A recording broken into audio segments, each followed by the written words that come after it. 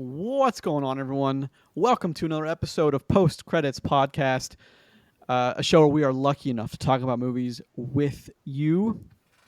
This is episode 57, recorded on Sunday, November 23rd, 2025, to get posted to podcast services on Tuesday, November 25th, 2025, to the usual spots: Apple Podcasts, Google Podcasts, Spotify, Amazon Music, Podbean, and then YouTube. If you're listening to us on an audio-only version, feel free to check us out on YouTube as well. You can watch full episodes, segmented out, however you want to enjoy that. Feel free. We try to snip out some interesting clips also for our YouTube shorts. You'd be surprised which ones have tons of views. There's actually, if you should get on there and check it out. There's actually pretty funny. Like and subscribe no matter what you do, however you choose to enjoy us. Thank you very, very much. I am one of your hosts, Grayson Maxwell. Joining me, as I do every week, are my co-hosts Roger Stillian and the lovely Chris Bond. Sorry, Roger, only Chris is lovely this week. Don't care. I said I was ready. I clearly was not. I didn't No, you keep moving stuff around and readjusting your chair. Lord. Gentlemen, what's happening this week? What's going on? I don't know. Not much. It'll be almost Thanksgiving by the time this episode comes out. So there will be that.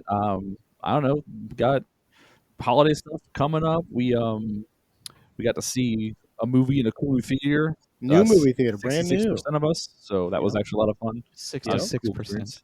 Well, I mean, 66.6%. Yeah. Yeah. Repeating, right? One of us can be the 0.7. Oh no, true. No, you so can't. I claim that. Watching an anime again. My Hero Academia is wrapping up its final season in brilliant fashion. It is fantastic, very good.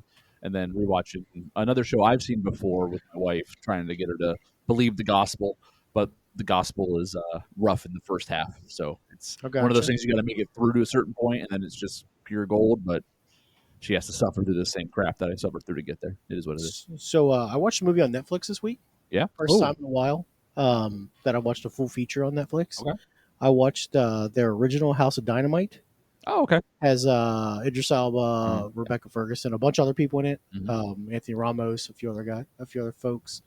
It's an interesting movie. It's directed by Catherine Bigelow. Have you seen it? I haven't seen it. I know what it is. So I won't spoil it, but the ending is very unexpected. Okay.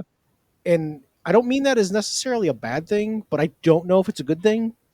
Do you guys understand that? Yeah. Is that the one where Idris Elba dumps gasoline all over himself and stuff, or is that a different thing I'm thinking of? That's a different movie. Got it. Okay. That does not. He's the president of the United States in this film. It'd be very odd for that to happen. I mean, President Idris Elba, very handsome president. That one. Jeez. Yep. Mm-hmm. Yep. Yeah. I mean, sure. Cool. What else you got? That's really about it. I would recommend. I don't want to bring up that movie with because I could be very spoilery, and I don't want to. It is worth watching. Okay. It's like a solid 2 hours, 2:05, and it flows really well because it's the same story, in 3 parts, from 3 different angles. So you legitimately see the same thing happen.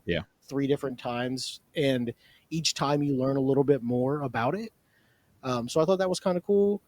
And it is Catherine Bigelow. So she is a big director. She's got some epic things under her belt, like Hurt Locker and Zero Dark 30, 2 excellent films. Different vein for this. Still military drama, though, basically. That's what it is, because the U.S. is getting nuked. That's what happens. Yeah. A rogue nuclear weapon is shot off from somewhere, and they don't know where and when it's going to hit and what happens. So, yeah, check it out. It's... generally, I think most of the Netflix original stuff is garbage. This is absolutely not that. So, like I said, though, the end, when you get to the ending, I was just like, damn. So, and I don't know if that's a bad thing or a good thing. Sometimes those endings feel good, so it could be a good thing. What about you, Grayson? What you got? I've been watching tons of movies this week. I finished another week on my movie. I actually I rewatched for a while. It's been a while. Super 8 again. Okay. I like to watch that every once in a while. That was my first full big feature. What was it like when they brought out the aliens? Yeah. I wasn't on set. I couldn't tell you. But I was in the office. I've always been an office guy, but that was actually shot in West Virginia. So I remember that one well. I had to run all over Weirton, West Virginia, and make trips to Pittsburgh. And it's not a lovely town, but the movie made it look lovely. I'll tell you that much. Did you? I mean, they destroyed a large part of that town. Yeah. Did you spend 2 hours and 40 minutes of your time watching Cyberpunk all the way through? No, man, Okay, I okay, didn't. gotcha, I'm sorry. gotcha. I just Well, keep forgetting I that even did start exists. since you're wearing your X-Men '97 shirt. I Did you did start. No, well, I've already seen it. Yeah. I started rewatching it again. Okay, it's good. Just because. Yeah. Yeah. Because I was like, Chris No. thinks I should watch Cyberpunk, but I was like, X-Men's right there. Listen, I'm telling you guys, it's No, look, so good. I promise you, and I mean this Yeah. seriously. I will watch that Gotcha. over the holidays at some Okay. point. All right, cool. I rewatched again. And if it's not great, I'm going to blame you. That's fine, actually. So Well, yeah. I It has to rewatched again Prey and Predator, both those again. I Mhm. wanted to get a kind of a second, fresher take on those. I'm a Wait, big fan of both. The original Predator was Yeah. They're the Arnold? one Okay. with Arnold again, and then Prey. Like Stick that's. around. I think that actually something I didn't want to admit when we talked about it a few weeks ago, but I think actually Prey might be better than Predator. Even if it's only a little bit, I think Prey understands. That's a lot, but Prey's really good. That's a bold statement. Well, I think Prey understands what a Predator is a little better than Predator did, only because I think he had the Trachtenberg.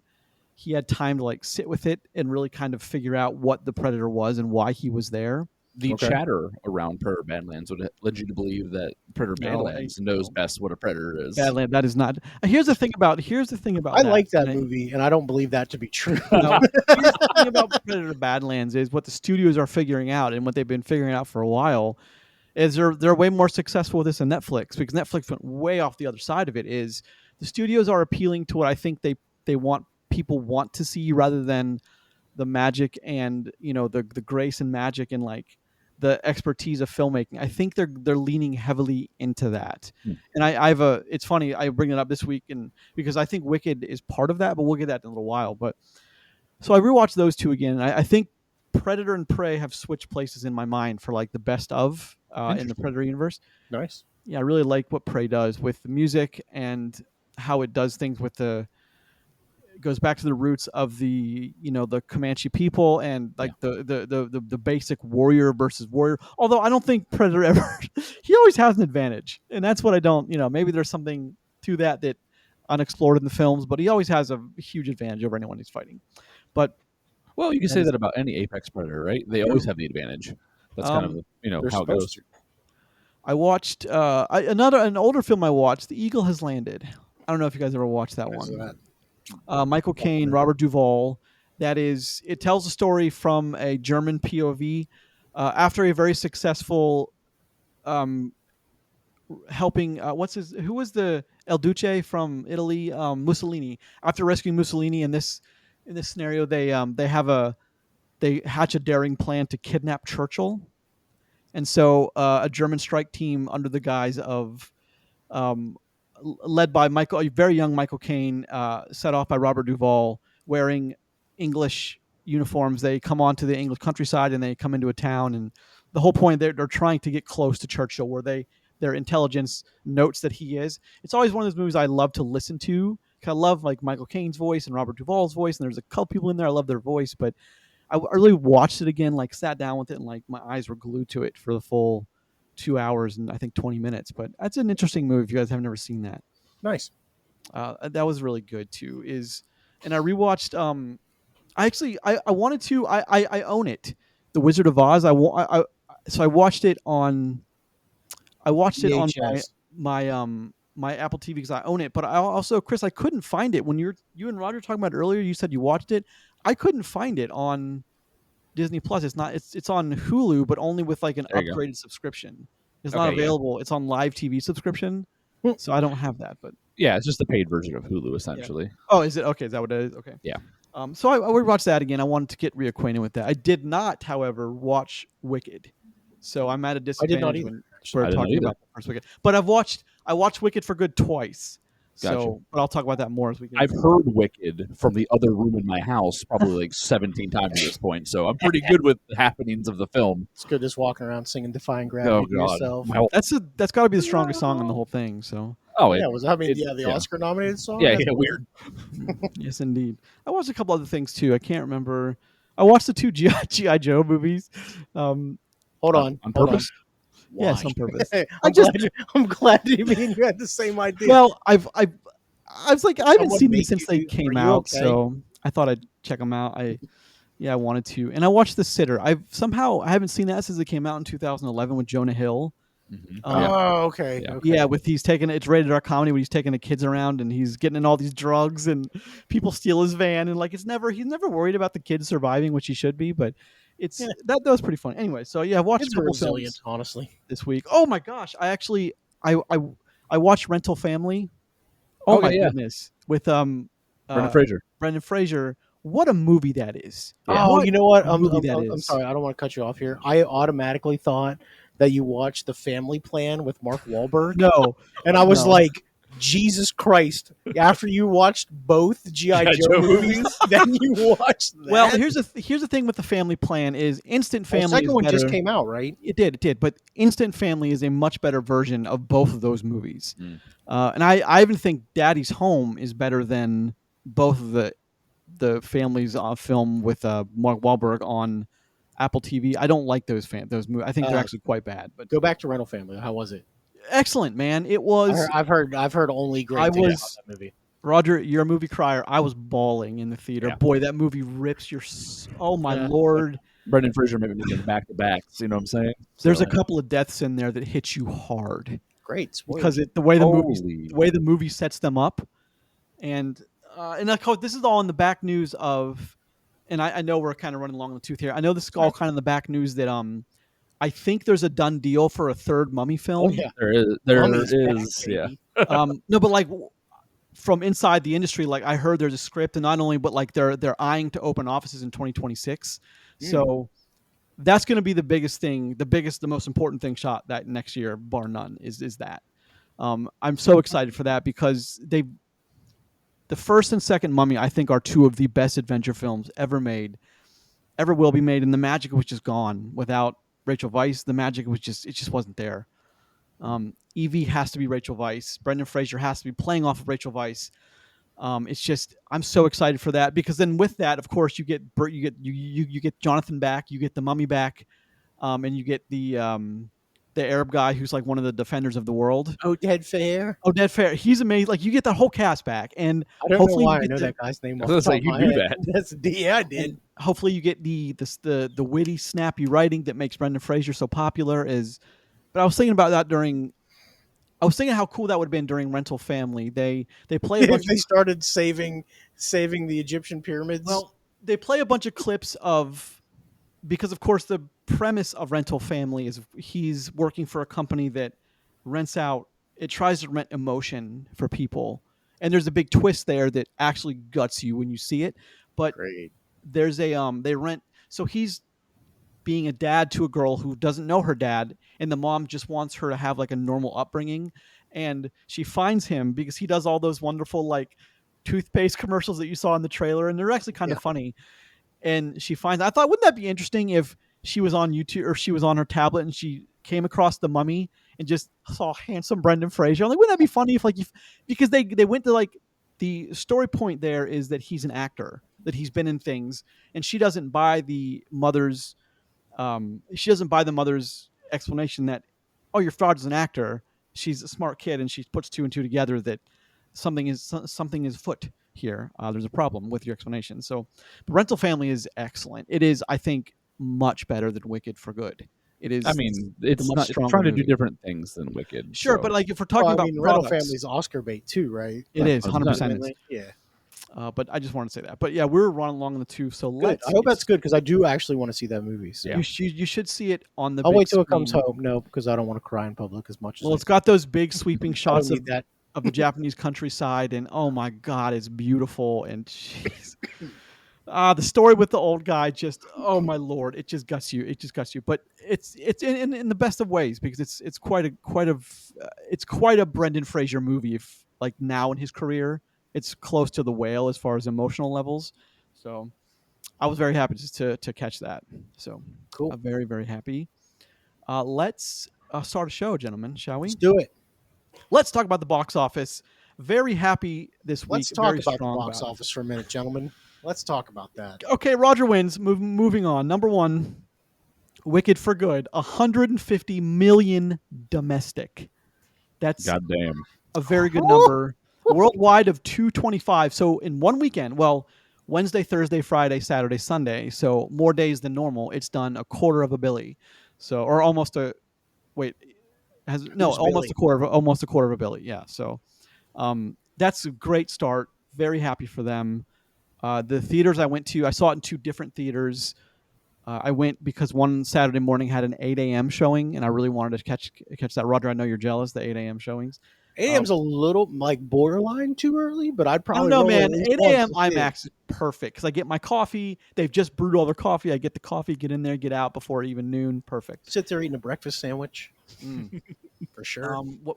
So I saw it, but the good thing is when I came out of that was like the normal 10:30, 11 o'clock. They start to run the movies like the normal times, and the concession stand was packed. And I can tell that Roger. Do you remember those days from Marquee where we were clearly understaffed for something? Yeah, first thing in the morning, something. There's just chaos and pandemonium, and I'm happy to see it though because movie theaters need that. They need that pop, and I'm happy to see them have it.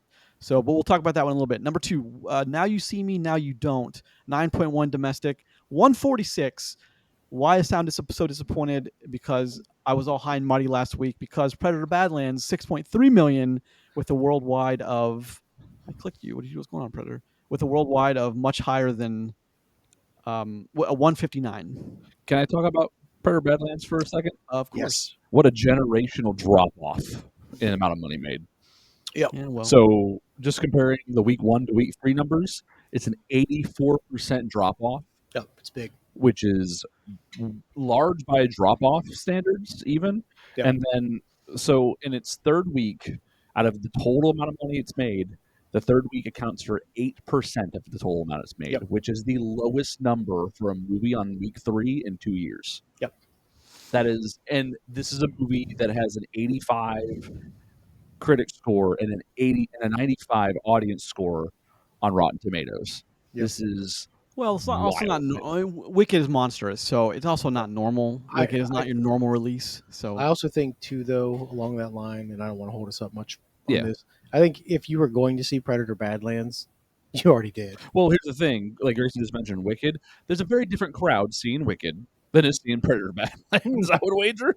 So, generally, but some of the overlap on that is us. No, I think there's quite a bit of overlap on Wicked and Predator, but I think there's way more than you think. What? I would imagine I would imagine there's quite a bit of overlap of people being asked to come with, and I think there's quite a bit of overlap there. But anyway, we can talk about that in a bit. But number 4, The Running Man, 5.8 million for their very disappointing worldwide of 48 million. Yeah. Handsome Glenn, what has happened to you, brother? Handsome Glenn, Rental Family. Nothing to do with him.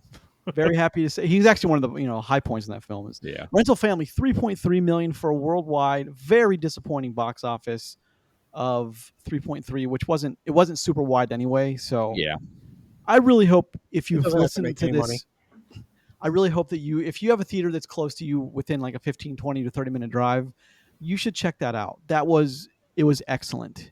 Like Roger said, it is Oscar bait. It's everything that Chris talks about, like the Oscar check marks for like what you want. Like it just everything's there. It's got Chris the emotion. talks about that negatively, right? Yeah. Well, sure, but sometimes it can be negative. But look, when you watch a movie, what is intended for Oscars and what isn't. Sure, so, of course. I mean, like Palm Springs. Perfect. I can't find anything on what Rental Family's budget was, but it's got to be like a handful of nickels, right? Because I'd imagine. Well, I don't. I know Japan has a. It's going to be less than 10 million.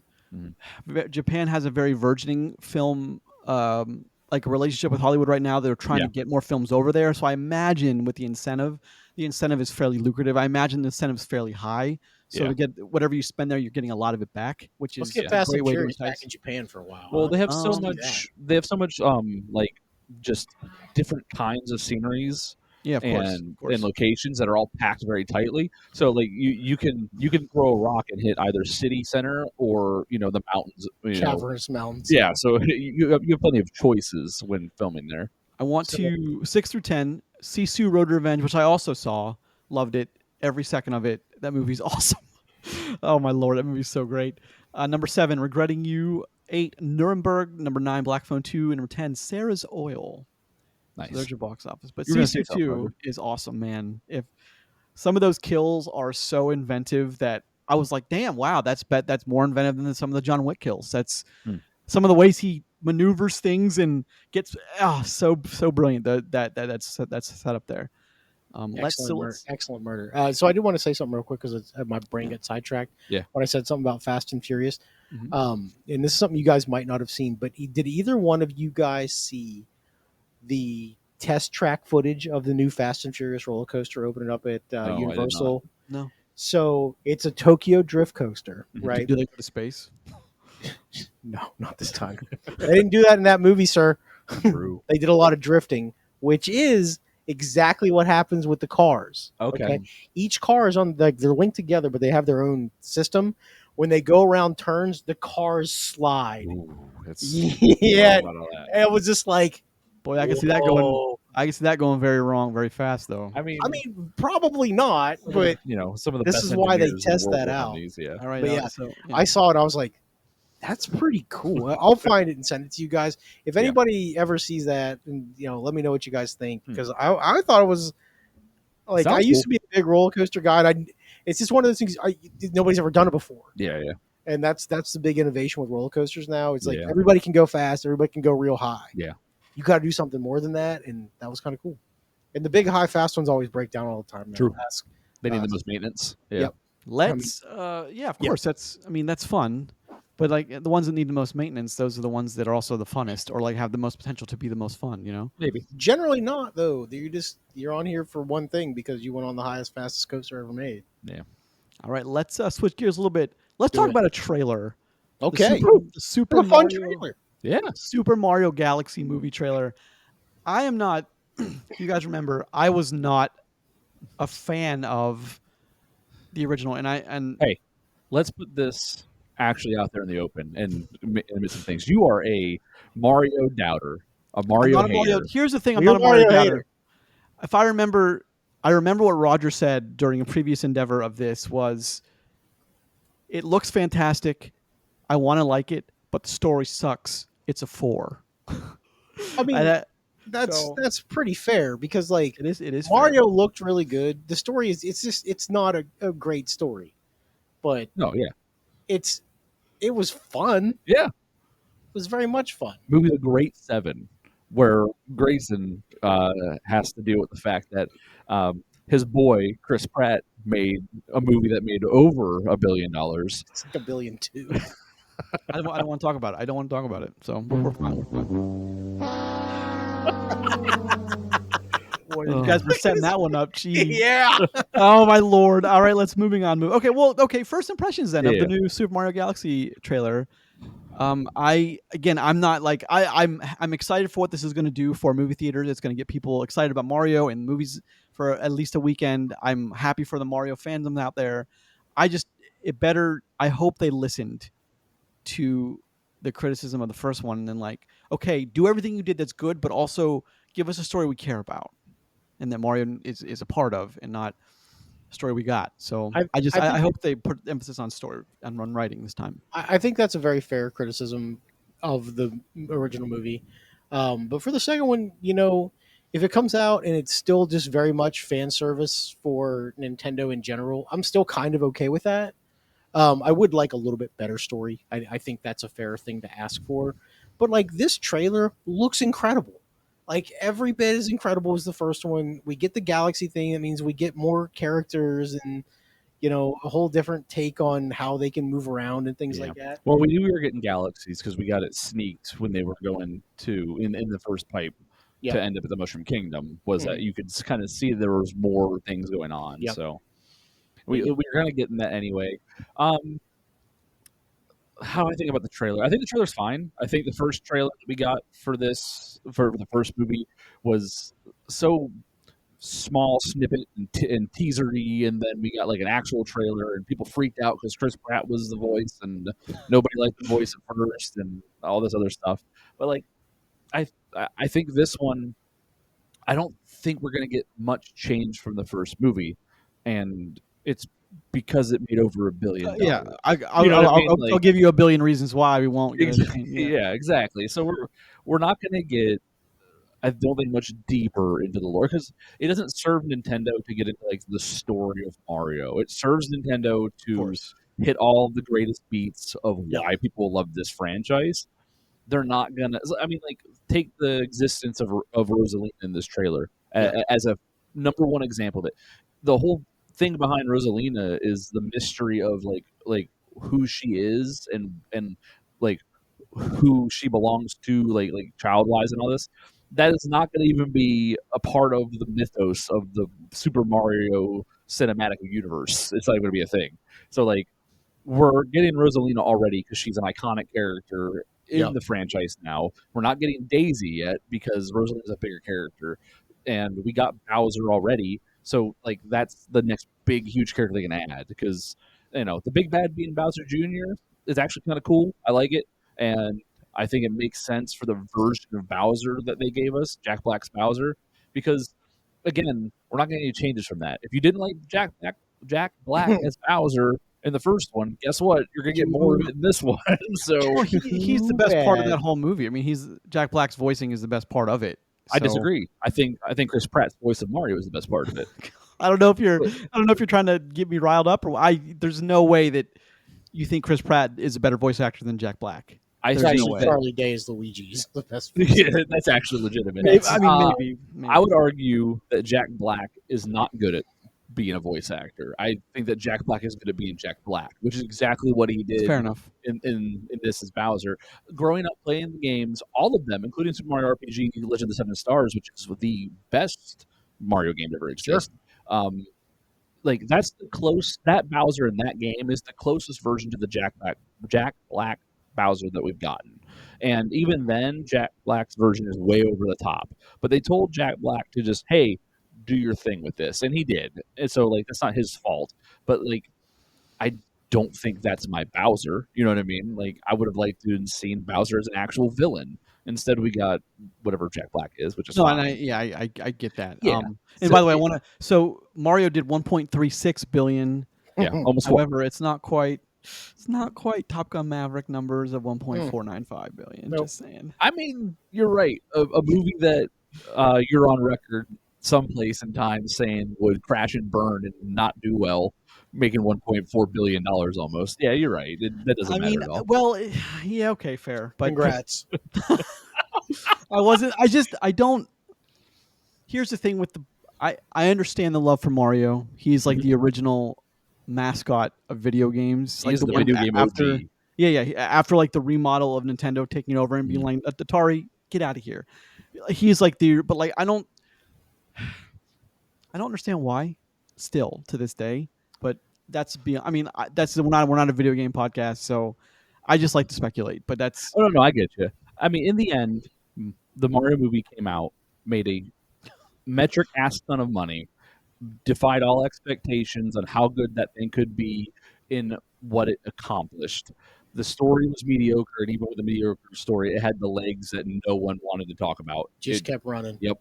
And there's nothing in this second trailer to tell me that this movie is going to do any worse. Yep. There will be the people that were excited to see the first one are going to be just excited to go see this one.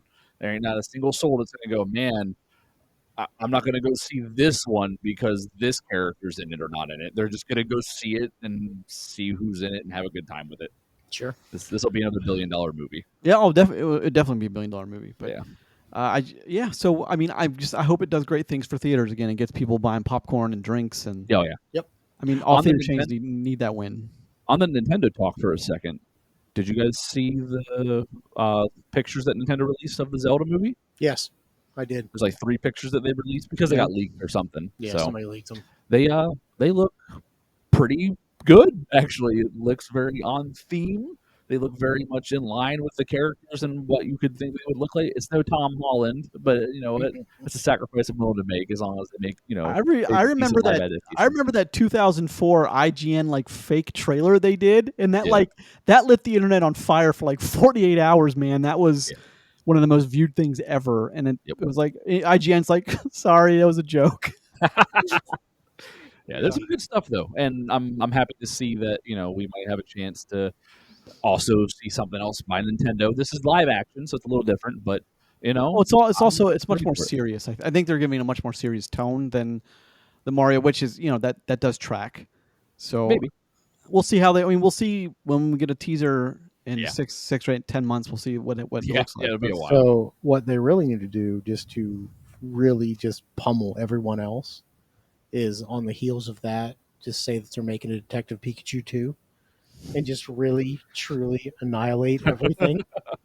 I like Detective Pikachu. I thought that was an Well, okay movie. The one thing, and I don't want, because we're running long here, I don't want to talk about this Yeah. for more than 30 seconds, but the one thing Detective Pikachu did, whether you like the story or not, because that is what it is, because it's a different kind of Pokemon thing, is they prove that you can make a live action ish Mhm. Pokemon and make it look And it looked good. Mhm. And this was what, 7 7 years years ago ago now? now? Yeah. Yeah. Jesus. Like, what else 2018. can we do better? Now in 2025. Yeah. Give me Ash Ketchum.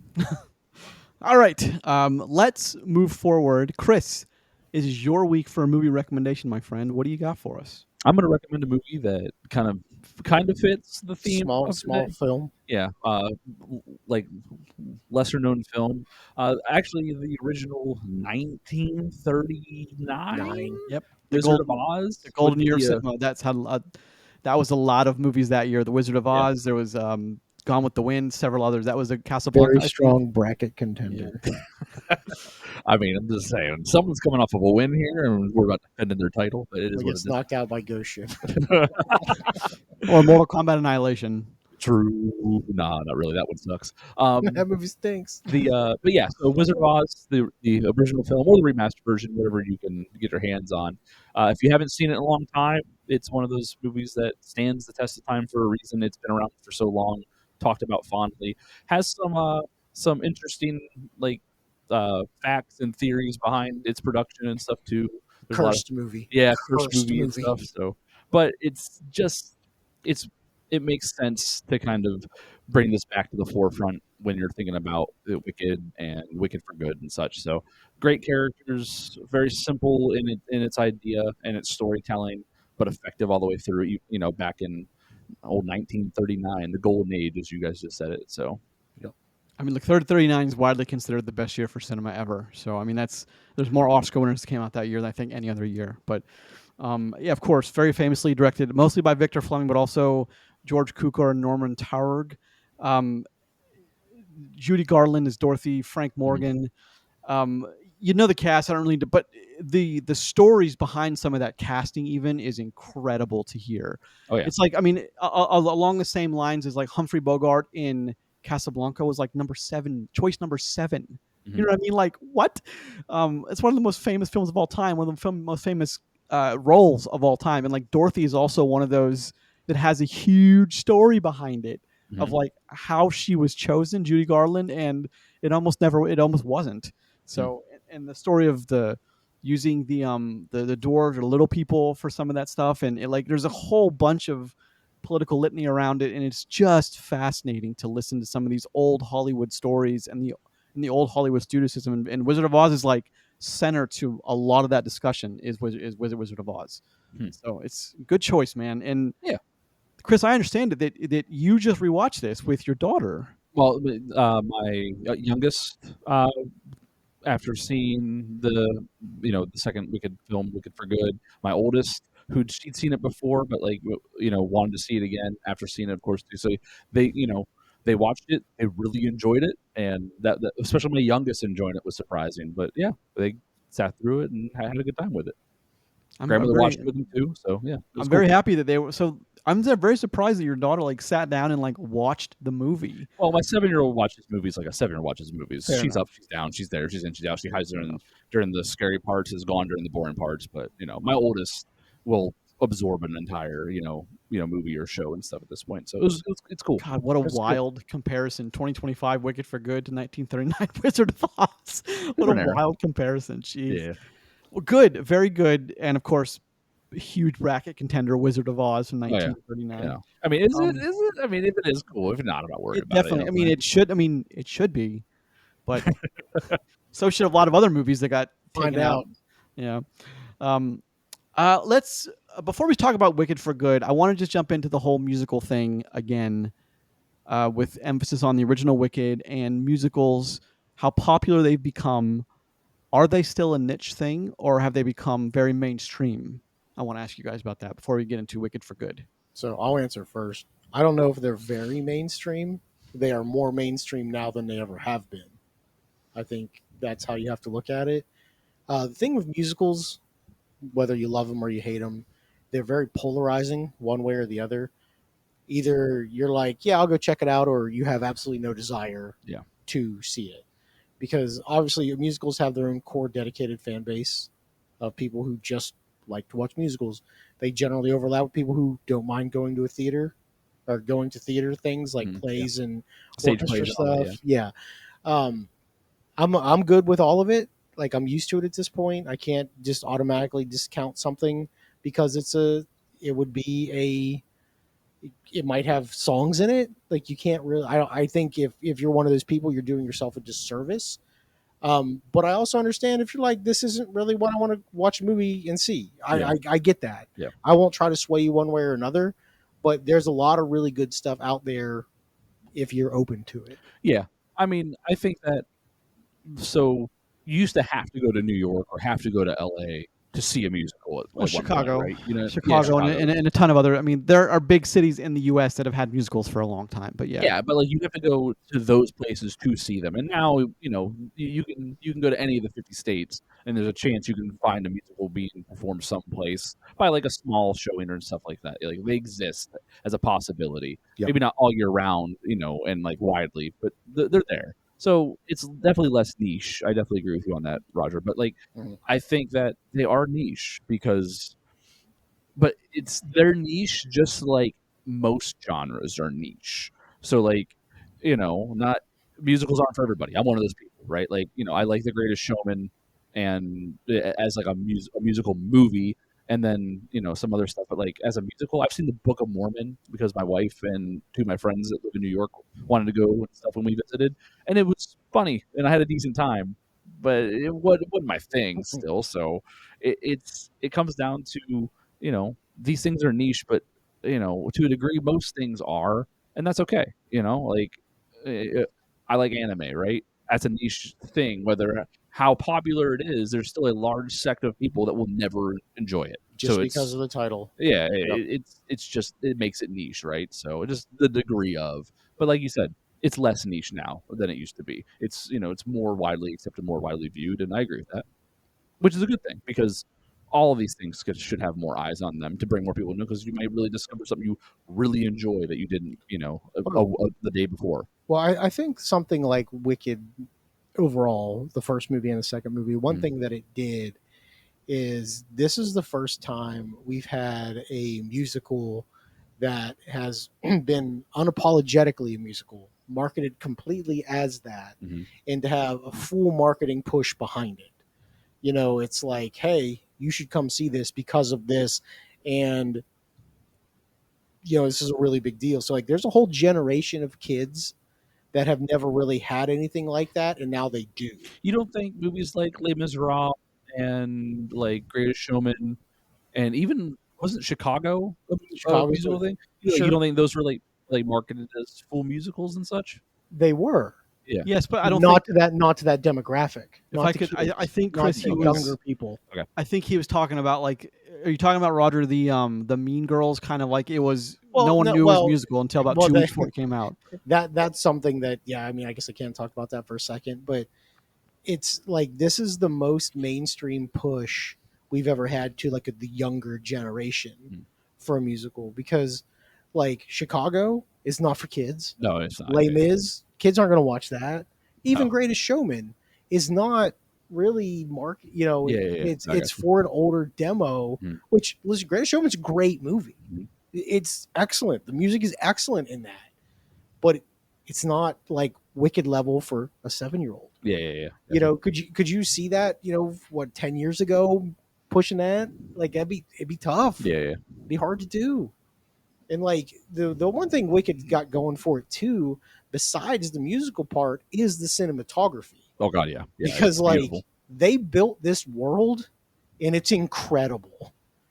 like even if they never sang one time, little kids are gonna be like, "Whoa!" And that's awesome. But like, so is that expanding the niche of musicals and such, or is that kind of just I don't know if that expands the niche so much as let's shows people that like you could have a high budget musical film at that point too.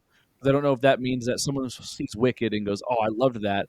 Let me go watch Les Miserables." You know what I mean? You know, like when they get a little older. Or I don't whatever. think Wicked leads to Les Mis the way that the way that Roger's saying. I think Roger's trying to make a point that it's appealing to the most amount of people ever because of the younger generation.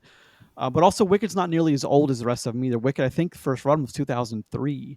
So, I mean, it's barely 20 years old, just over 20. So, I understand that. So, the people that performed it in high school or performed it or saw it in high school, for example, are just in their 40s now. So, it's not, hugely a thing, but also it's got very relatable characters, and sure, it brings Wizard of Oz way into relevancy again. Mhm. I don't want to say like old movies aren't relevant, but you know what I mean by that. But I mean, without Wicked, no one talks about Wizard of Oz outside of like film class and they tried 1939 times to make other movies in the Wizard of Oz realm. Yeah, none of them were very successful. Yeah, there's also been like shows and stuff too. Sure, wasn't there a show called The Tin Man or something like that?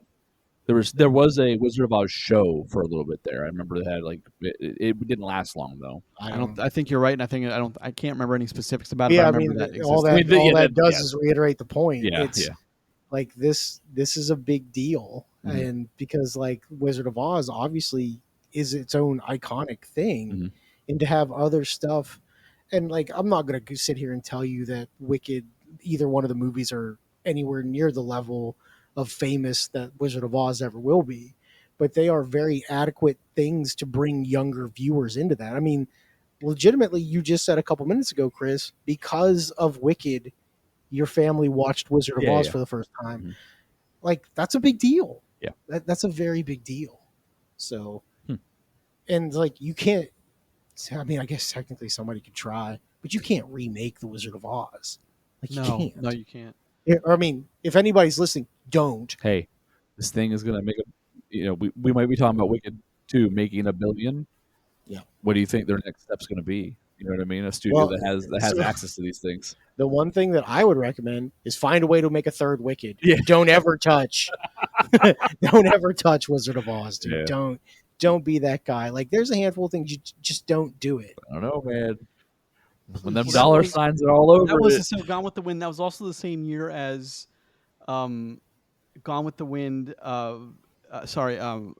Wizard of Oz, Gone with the Wind, Stagecoach, another extremely famous film, and then like there's a handful of other films but the technical limitations for another one is like Jaws is like Wizard of Oz.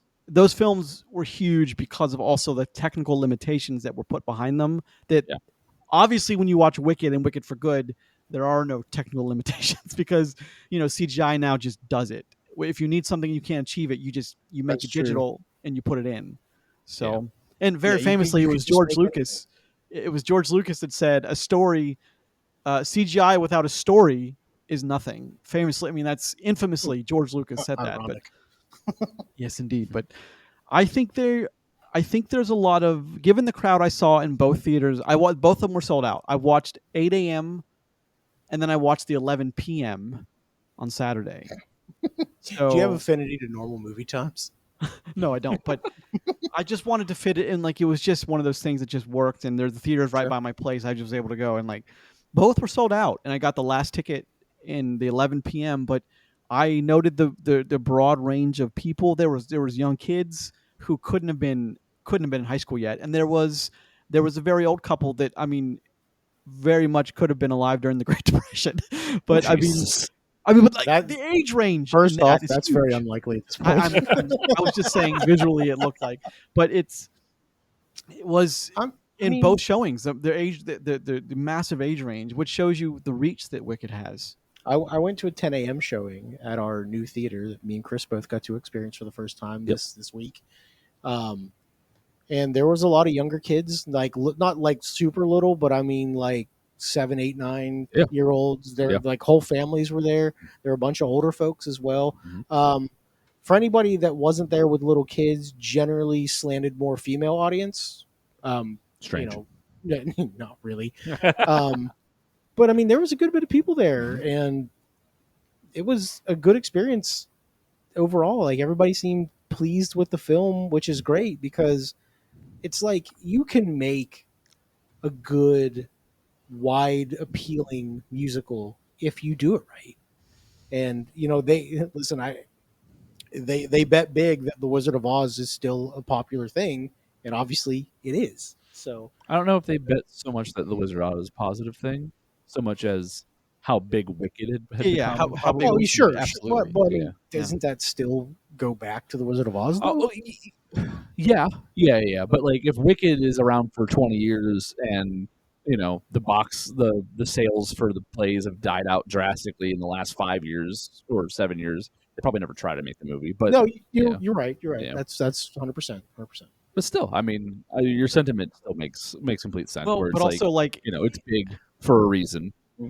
inside baseball for films is there's also a massive advantage to, and they shot both of them together. So the huge budget advantage to shooting both of them together. You don't have to rebuild sets. You don't have to pay actors for additional photography, although there may have been additional photography. But like the thing with shooting, for example, like James Cameron shooting all the avatars at once, or like 2 or 3 of them at one time, is you save a ton of money.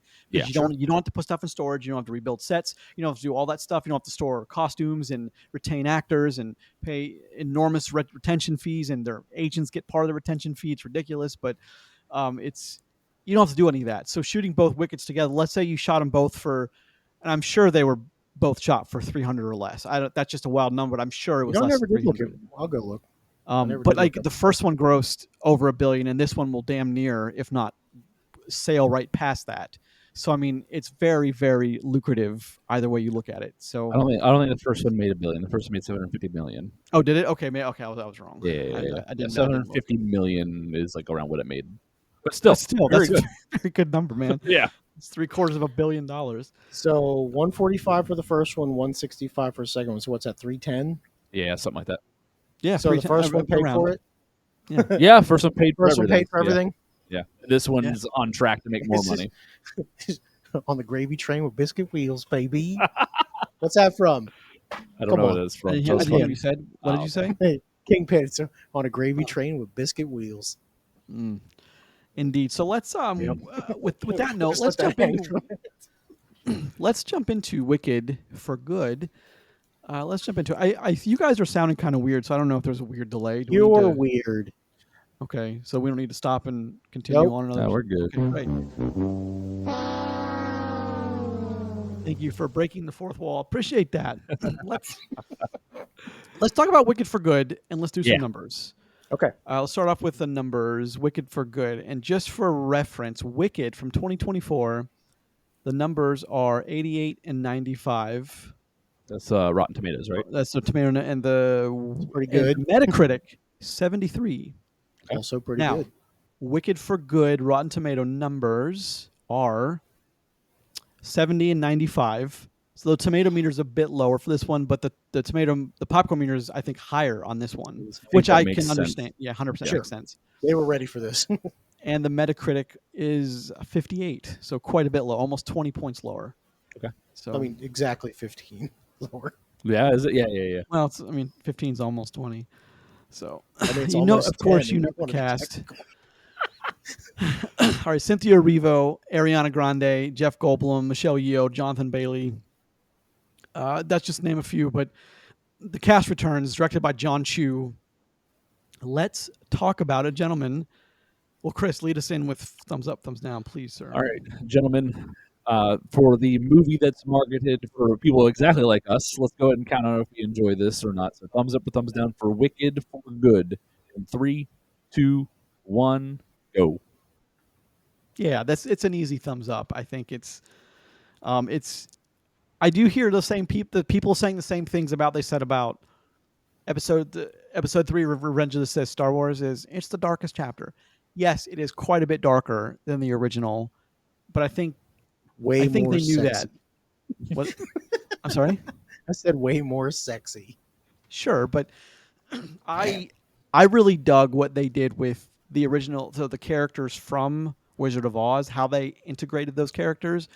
I really dug it, man. I really dug what they did, of course, with the Scarecrow and with the Tin Man. Thought that was level of brilliance that I be honest, I haven't seen in a while. So I'm happy we got that. The Cowardly Lion, although we don't get much of his story Nope. in this one. Dorothy comes into it, very important role she plays, but again, that's part of the Wizard of Oz reference. But we're seeing things from a different point of view, which I think is always an interesting thing when you take a classic like Wizard of Oz, which, like, the Wicked Witch of the West was the evil character. She was the villain, you know?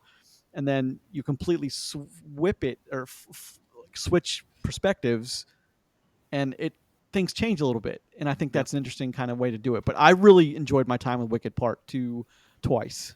So Yeah, I mean, I think everything you said is fair there. Like, the thing is I enjoyed, like, I think Wicked's fine. Like, it's the first one is a fine movie, and so I come in to the second one, obviously having a general idea what's going to happen, at least in some point.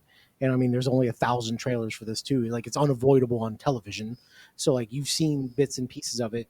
But the real thing for me is, like, you knew what you were getting into, and I think while it's not quite as strong as the first movie story wise, it delivers everything you expect it to do. It's got incredible cinematographers we already talked about. The music is still on point to where it was. The one that is the one thing I think lacks just a little bit this time. While there is as much music, there is no, like, what I would think like an A-level song.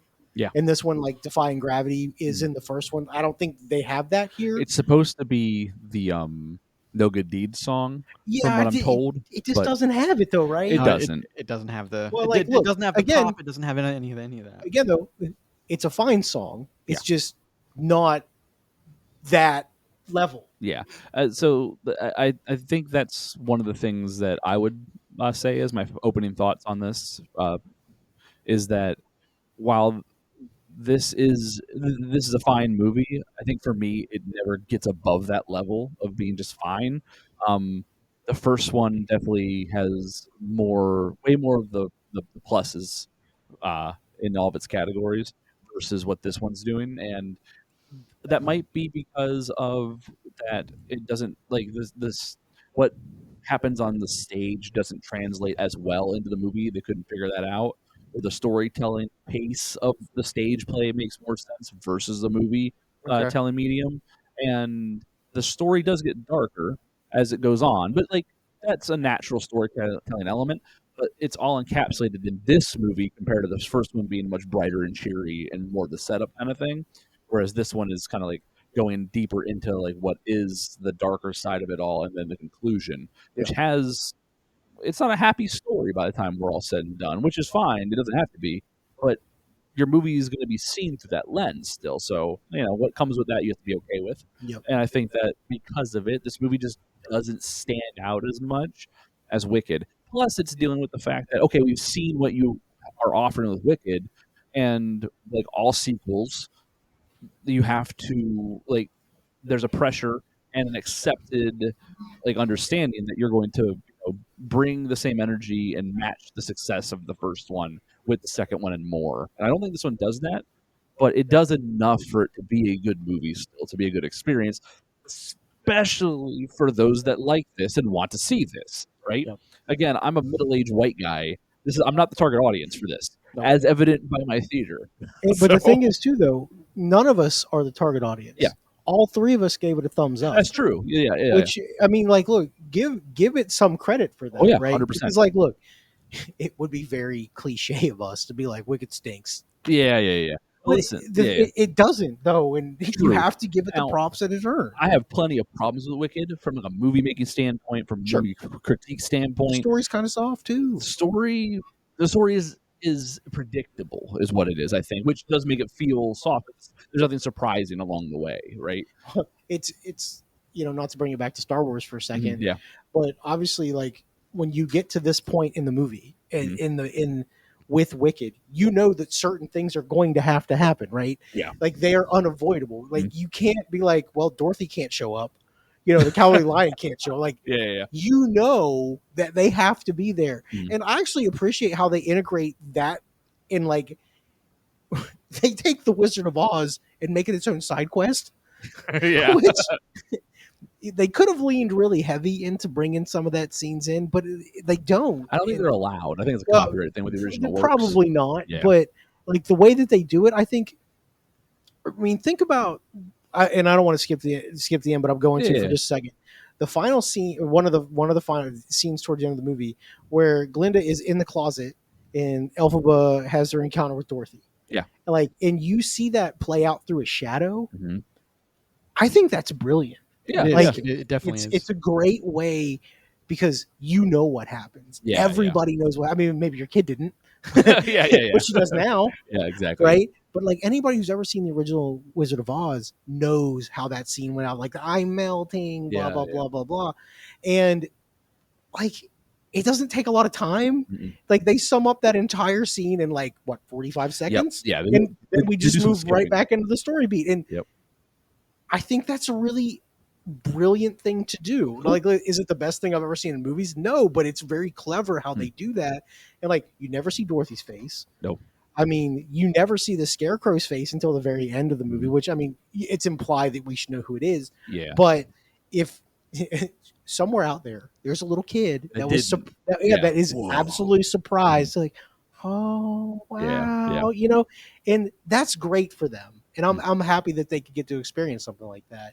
But Wicked overall, or Wicked for good, or what do we call it? Wicked 2, Wicked for good. Yeah. That's its real name, right?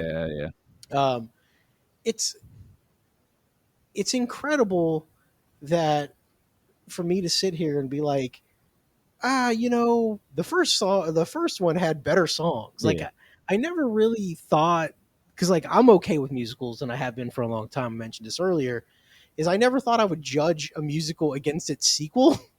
It'd have to be like, maybe it needs a better thing here, because like I just think that's strange coming from like how I've reviewed movies in the past, especially because this is the first time we've ever had a sequel to a musical that I remember. That's probably fair. Yeah, so it's in its own little category. Mm-hmm. So like musical sequels, category 1 for you guys. Like what are some of the positives that you're taking from Wicked 2? What are some good things that this movie did that you like? Well, I know I just talked a lot for a second, but I got one big thing that stands out to me and it's something kind of corny. Okay. And so the CGI in this movie is very good. Yeah. Okay. Yeah. Like even to the point where like when they're having their weird little like fight with the wand and the broom, and like Elphaba's cape is just flurrying behind her, and it looks good. It looks legit, and it's stupid to compare it to, but like we have seen so many large scale superhero movie fights worse quality than that. Yeah, and, true. Like that's not a joke, and I'm not saying that to be funny. We absolutely have seen large scale set pieces look worse than the Good Witch and the Wicked Witch, fighting each other in the middle of a town square. Yeah, no, you're right, and it works. Yeah, like that's so small scale to me, but it just looks good. I think the more important question at this point, Chris, is did it pick up in the right place, and did it go forward in the right place from part 1? Because of course there's a major juncture there of Defying Gravity being the song that split the two films, and Glinda and Elphaba in that wonderful imagery where we got kind of in a certain place, and other elements that were there at the end of the first film that were also in certain places, and it was a good place to cut. I think the question is, some of the positives here, for me at least, are how they integrated the original cast of characters into this, and the seeds that they planted in the first film. I can't even begin to tell you how I'm like, oh my Lord, that is, because I had an idea, because there's a character in the first film that sings a song about being brainless, and of course one of the key characters in Wizard of Oz is missing a brain, so that one I got, that one I guessed. And only because of the iconic imagery did I get the other one, the other character transformation, because like how can you I don't watch it a lot, but I watch it enough to remember certain stances that the character like stands a certain way. And I'm like, oh, I made that connection. There are other Easter eggs I'm sure I didn't even see, but those two I got. And I was wondering, I thought that was, sorry, I wasn't wondering. I thought that was brilliant how they incorporated the original cast of characters into. I thought they could have done a little more with Dorothy. I thought we could have got some FaceTime with Dorothy, but maybe they thought, well, it detracts from. I don't think they're allowed. Yeah, they might not be allowed. Well, I think it's up. I think I don't think it was 100 years on that. I think it's up. I think the other thing allowed. The thing I would say about Dorothy, because I don't want to dwell on it because it's not something that happens, is I don't know if you show her face, it makes any bit of difference. So I think it may be up now, Grayson, but in the original Wicked, when it was made in 2003, I think that they had copyright issues with the play. And now that they're making the movie Wicked for a movie, they're going with what the play did. Oh, sure. Okay. Yeah, okay. That's why. Yeah, that makes sense. That's why the shoes aren't ruby. That's why they're crystal. Because they ran into issues with they couldn't use the ruby red shoes, so they went with crystal shoes. So that's like kind of the inside baseball. Crystal shoes that turn colors when they get warm. True. They got just orange enough to not cause any lawsuits. Can I ask you guys at this question you're asking Chris about what do we like? Can I ask you guys who your favorite character was in this? Well, hold on. Before we move on to favorite character, I do want to push back on you a little bit because I think that the stories of the characters from the original Oz is actually one of my biggest problems with the movie. I don't think they did a good job with tying up those character loops. I think that the Scarecrow was ham-fisted. I think that we got like one image in this that showed us that he's going to be the Scarecrow, and then he was at the very end when we get to see his face. Yeah. I think there's a chance that if you never show him getting strung up onto the field sticks, how they show that happening as she's saving him with the spell, and then you just see him at the end with the messed up face.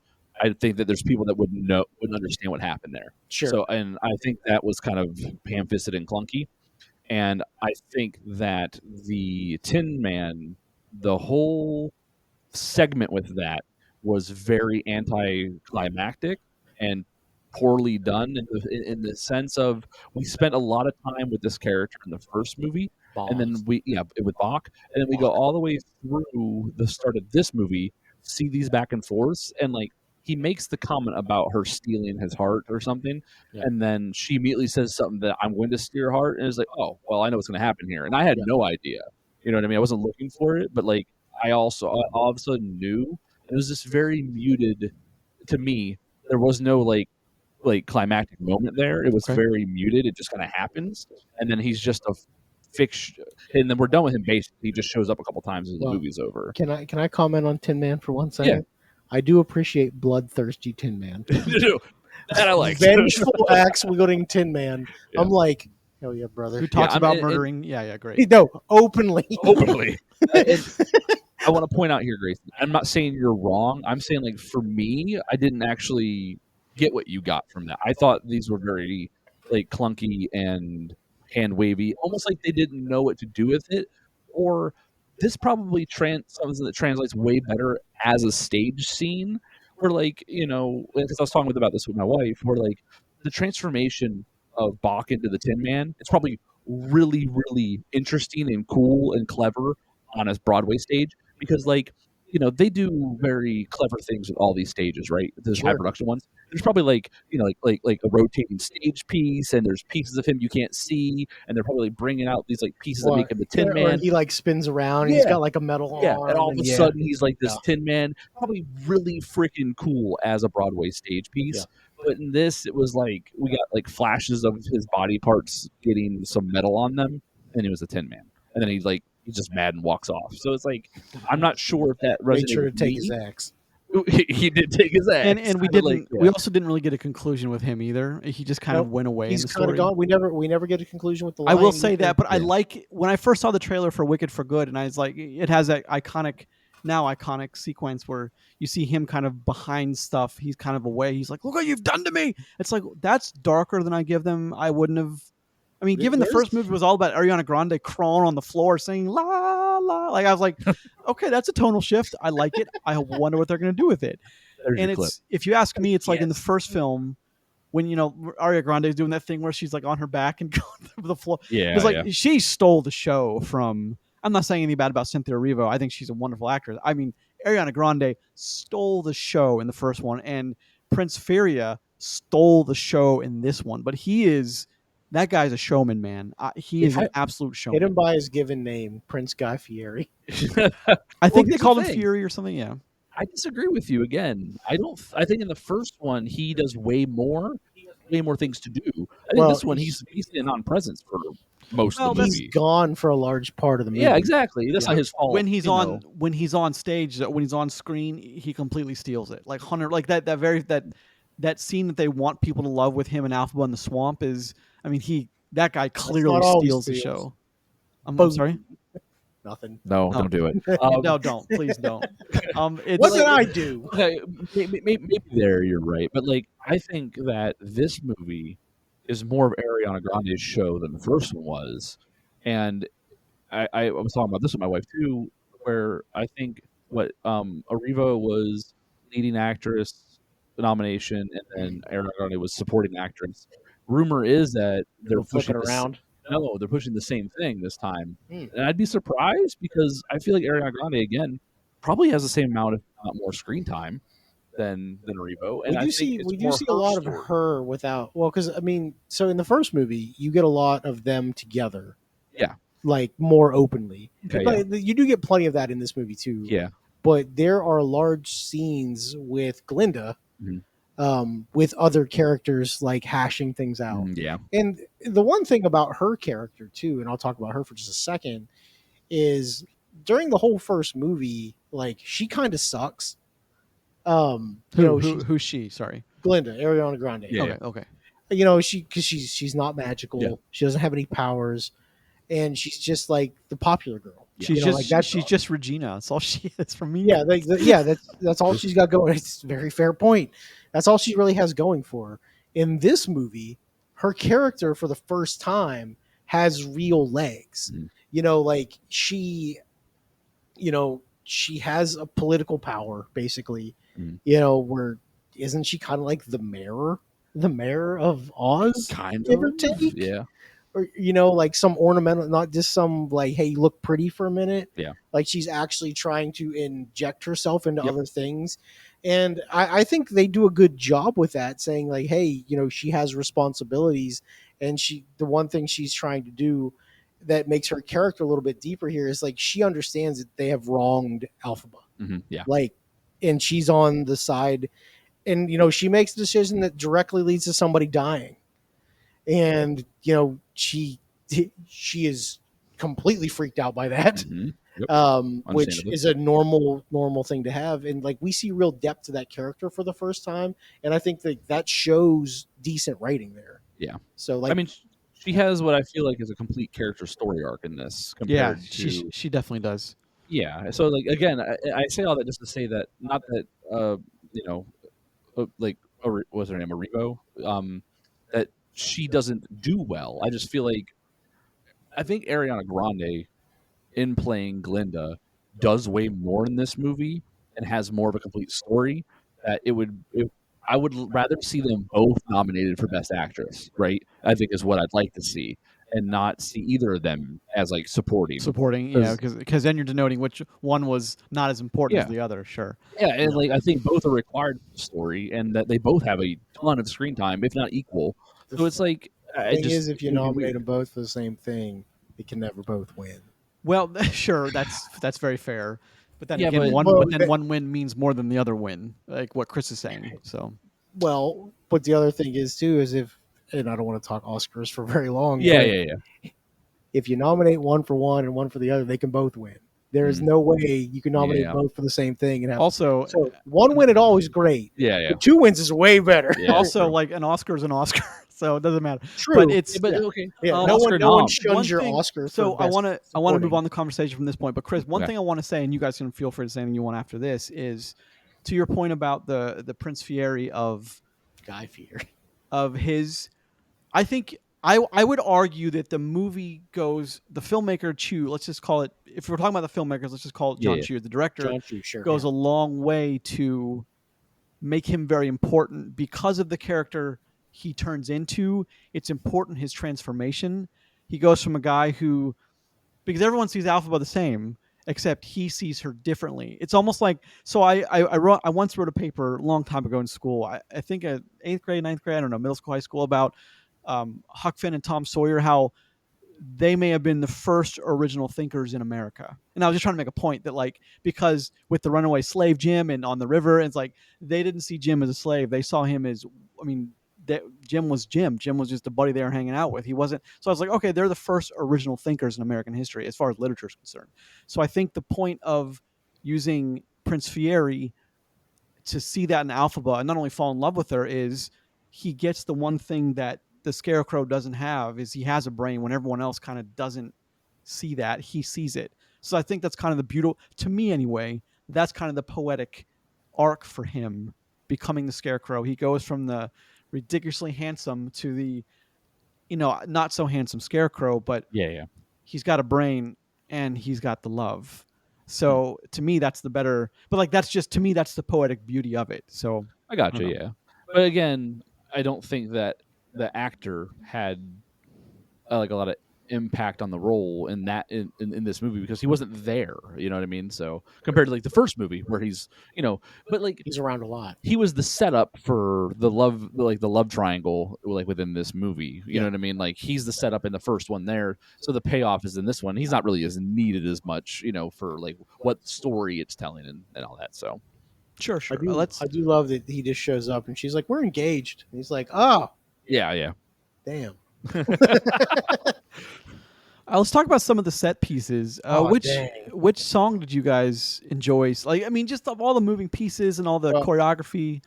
Can I bring up one thing about the music here in this one that I think, because they do it a lot in the first one, but it's more pronounced to me in the second one, is they have like quarter songs where like they'll be in the story and they'll sing like 4 lines back and forth to each other. Now I know they did that a lot in the first one. I feel like they do that so very much in the second one. Like there is no hard delineation when like it's actually a song. Yeah, I think it's okay. So, you asked me which song I find memorable. One of my problems with this one is that I don't find any of these songs memorable. I didn't leave the theater thinking about any of the music from this. I didn't leave the theater with like a certain song stuck in my head a little bit. When I left the first Wicked, popular, did not leave my brain, and I hated every moment of my existence for that. Sure. And same with Defying Gravity. Like those are iconic songs at this point. I don't think this one has one. Again, they want it to be No Good Deed. It's supposed to be No Good Deed, but nothing's sticking with me. And again, I just think that the first movie lends itself to a happier, poppier kind of vibe compared to what is available in Wicked for Good. So, but in your musical movie, when I don't have anything that is like kind of like sticking with me, like just like a virus that won't go away, I find that to be an issue, which is why I'm a little lower on this movie score wise than you guys are probably if we had to give it numbers. So that's okay. Again, it's just it didn't resonate with me, and I'm just a middle-aged white dude. The official soundtrack has 11 songs listed. Okay, I could probably name you 2 of them. Okay. But the first one is Every Day More Wicked, this is the order that they appear in the movie too. Yeah. Every Day More Wicked. Then Thank Goodness I Couldn't Be Happier. Then No Place Like Home. The Wicked Witch of the East. Wonderful. I'm Not That Girl. As Long as You're Mine with his Alphaba and Fiero. Mm-hmm. And then No Good Deed. And then there's one that says March of the Witch Hunters, which I don't really remember. That's them singing and chanting about going to the witch. Yeah. Then Ariana Grande's Girl in the Bubble, and then the closeout for Good. So I think those are listed that way because those last 2 I think were the ones that they added. They definitely added the Girl in the Bubbles one. I don't know what the other one is. Yeah, they added 2 songs to the movie. My wife, the Girl in the Bubbles, is definitely one of them because my wife looked them up. So, but yeah, that's. Yeah, okay. I mean, Girl in the Bubble, I don't remember besides the fact that it was added, and I know when the song was sang. But I can't tell you a single lyric in it.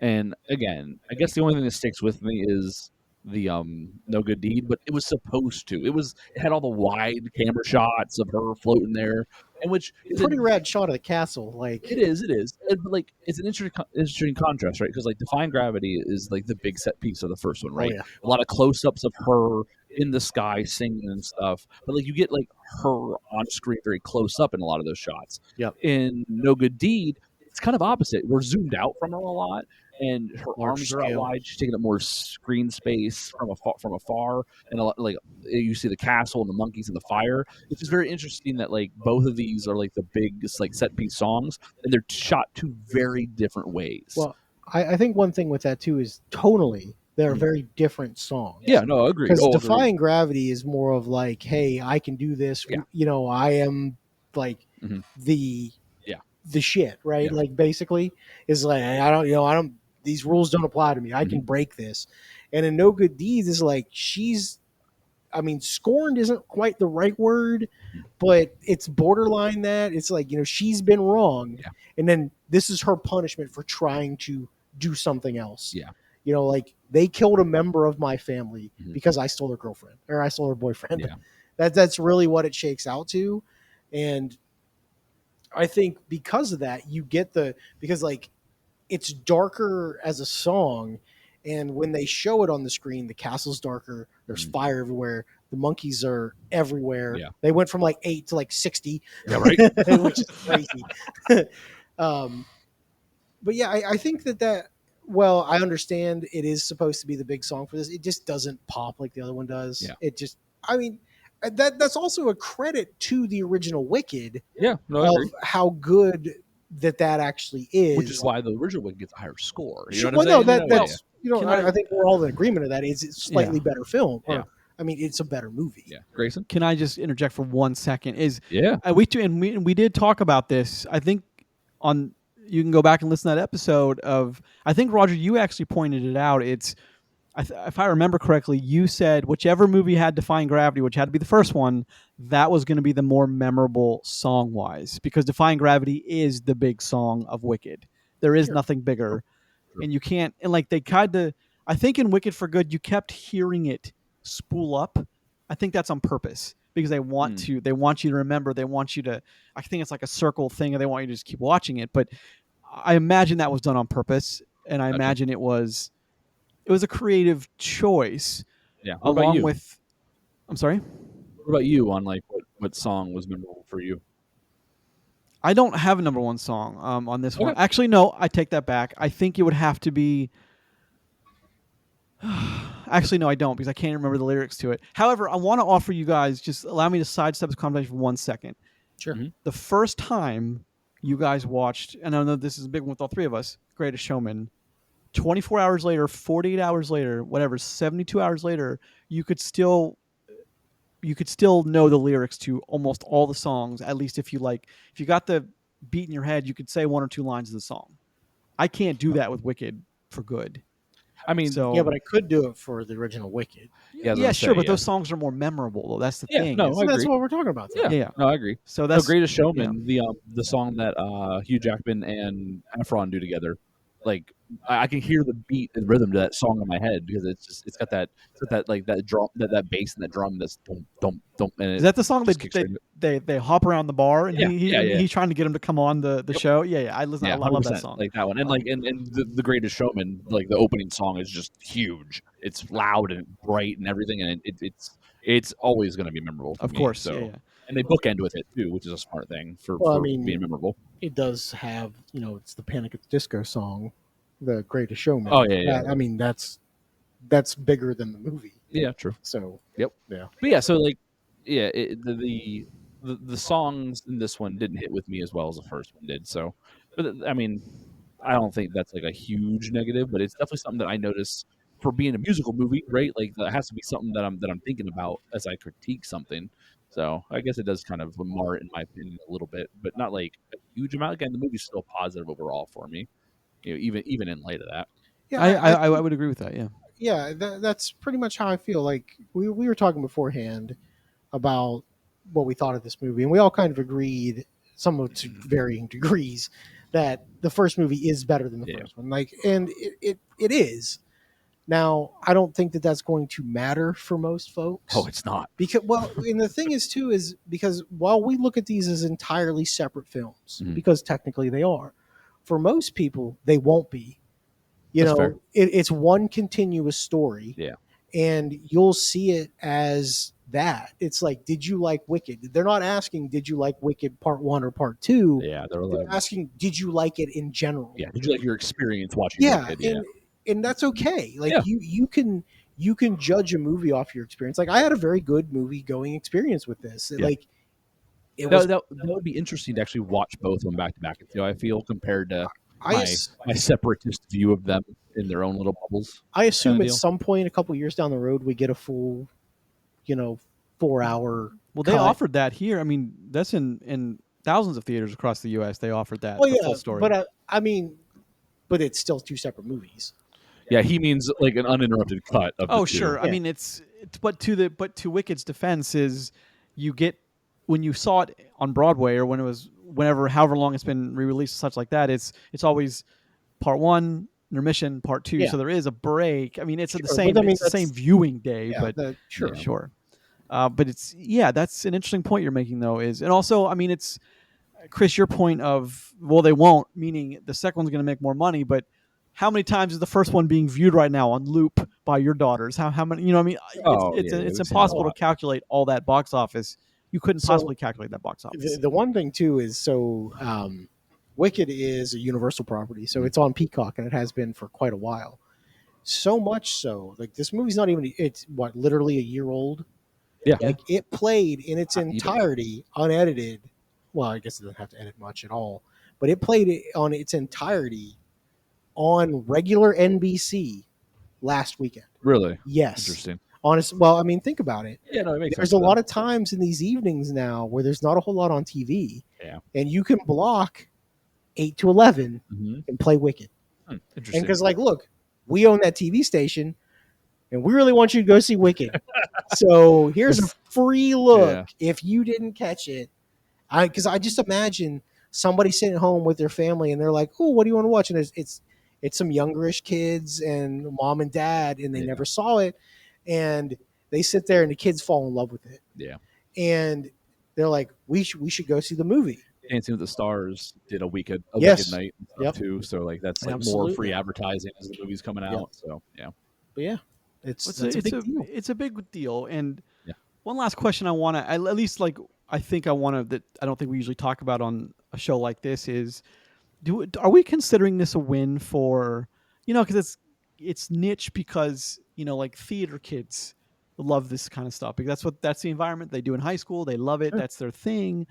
This is a win for them, for that group of people that like the musical space, that like this movie's a good thing for them. And that might sound like a ridiculous statement. I'm just no, I get it. No. So we talk about this all the time. Like I point it out with anime movies, and we talk about with video game films all the time, right? Like this being making money and getting positive reviews, it's an absolute win for especially for that crowd, because this means that this things will be looked at more often to make musicals that are beloved and coming up and new and great, and making them into movies, which that crowd only wins for that. Just like we win when Sonic 3 makes money. Just like we win when the Demon Slayer movie comes out and makes makes almost $1 billion. Like those things are wins for the people that enjoy those, because it means that studios will look at doing it to other properties. That is nothing but good for them, and I'm happy for them. I'm glad that this movie's doing well. I'm glad that it's gonna have a chance to strike at that $1 billion number, because that's exactly what we said about Mario. Was that if this thing comes out and makes $1 billion, we're gonna get more video game movies. And then we got Minecraft, but whatever. You know what I mean? It's there are positives and negatives, but it's cool seeing wins in the space for people that want this, because we get excited when the shit that we're interested in gets made into movies. Yep. So that's the same for everybody, and that's what I think what really brings together movie watchers and the movie audience, because you can get some really cool stuff that really does just entertain a lot of people and introduce them to new stuff, new things, and all that. So yeah, it's a win, absolutely, 100%, no doubt. I just had to look at Minecraft did just under $1 billion, but still, I mean that's massive number. So very good, yeah. The one thing that I will say, the reason I think it's a win overall is because I hope that this leads people who aren't very much into musicals to going down. You don't have to go down a rabbit hole. Like you don't have to go find some deep, obscure musical and fall in love with it. Yeah. But like there are plenty of musicals out there that appeal to a broad audience that you should check out.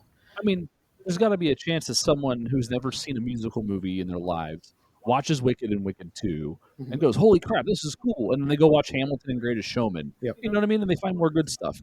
And then they watch some fringe stuff that's kind of weird because they're still trying to, chase that dragon. It happens. Well, I've been there. Well, because I mean, here's the thing, right? We're talking about Greatest Showman because it's an excellent musical. You should go check it out. Like, if you like Wicked, check out Greatest Showman. Yeah, I think it's a fair thing. But like, there are plenty of other musicals that have come out and supposed to have been mainstream that have flopped horribly. Oh yeah, like In the Heights. Oh God, that movie stinks, right?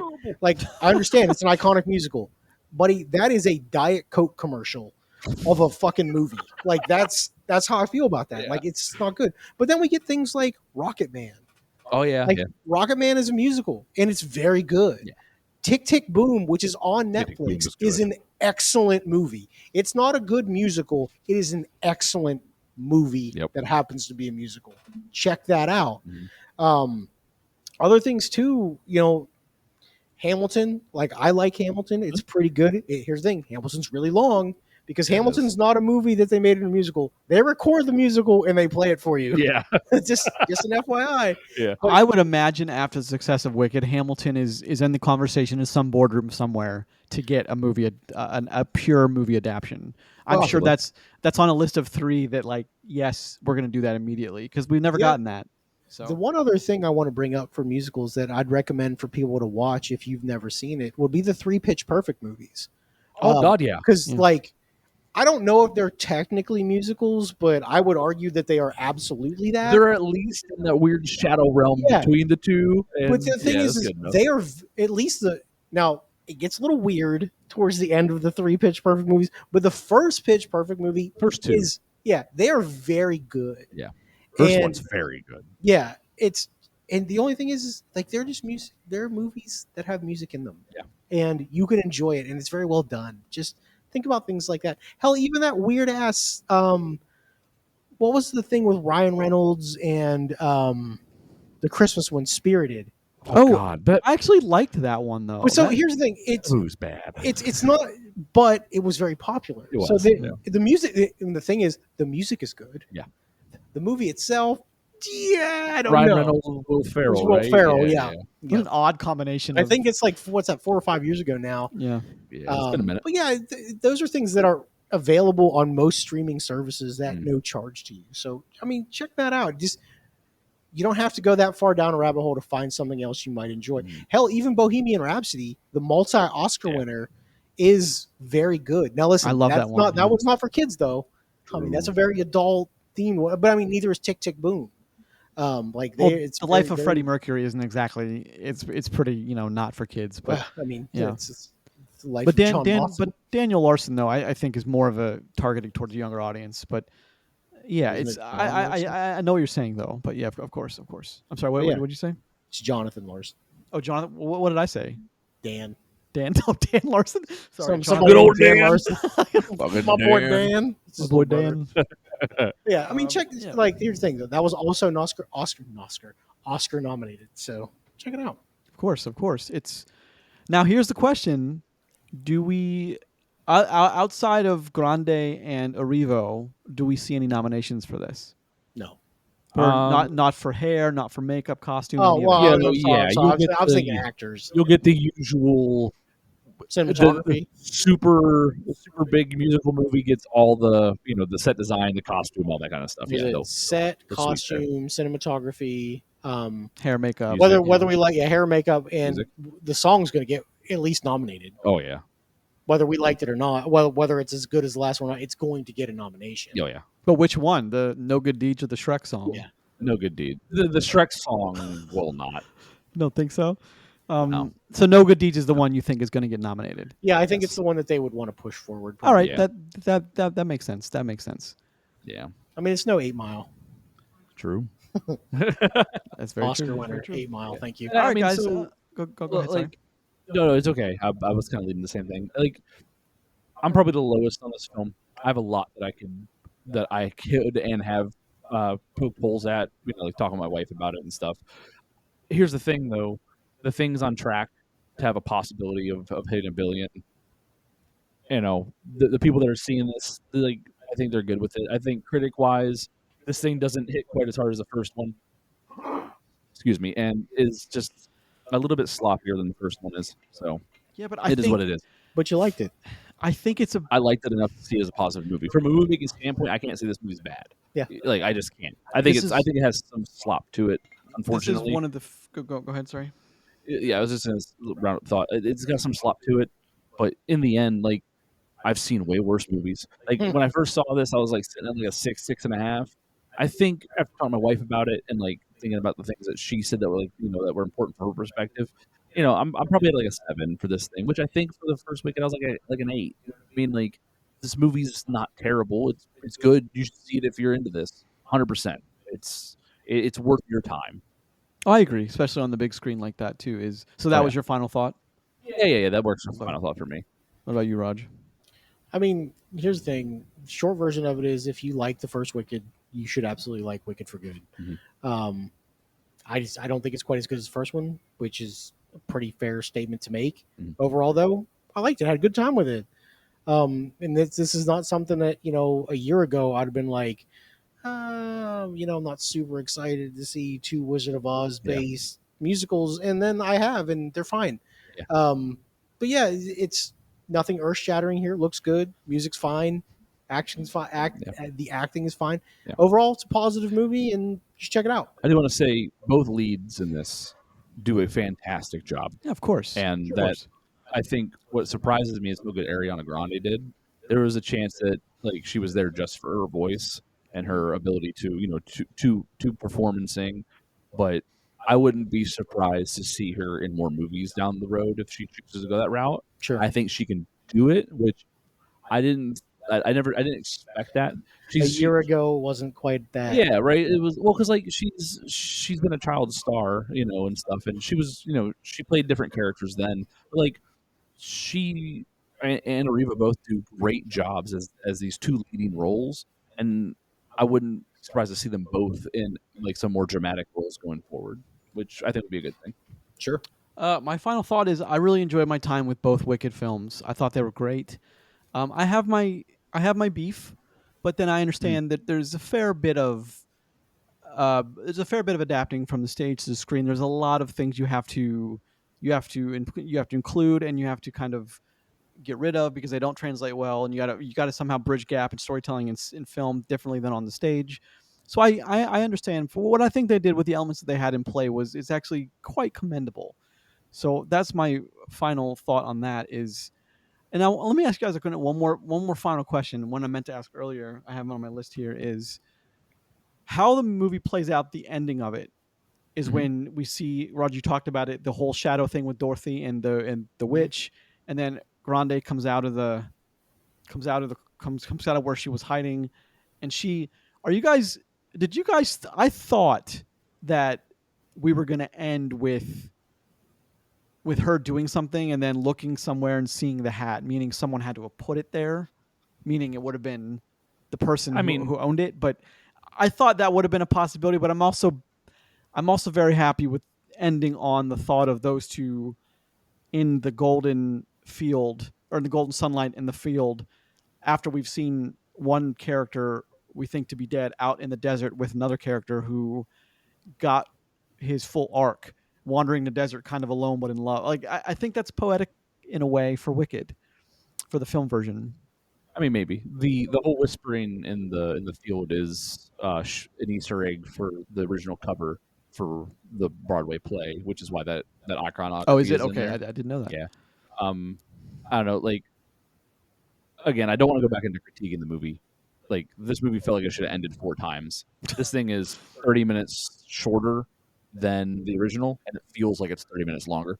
and it's because like this movie could have ended at 4 different spots and it didn't. So Also, we didn't talk about the wizard. We didn't talk about the actual villain of the film. Like none of it. We're not any of it. It doesn't matter. Sometimes the most important parts are the things you talk about, and I think we had enough highlights with the lowlights for this one. How much do you think Goldblum got for these two films? 17 million. Would you know that? That's a very oddly specific number. So much I think he got, because that's how much Goldblum's worth nowadays. Oh, is it 17 million? Oh, I mean, Really did just pull out of nowhere. Listen, sometimes you just know. You know what I'm saying?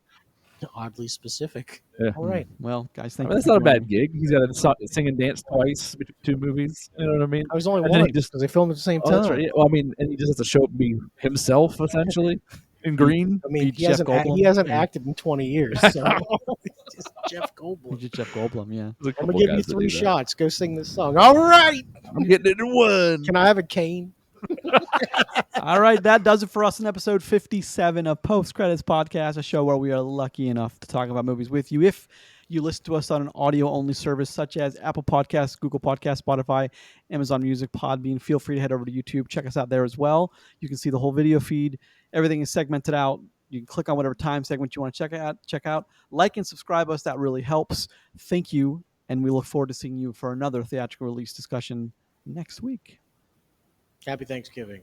Happy Thanksgiving. Gobble, gobble. Ugh, wish you hadn't done that.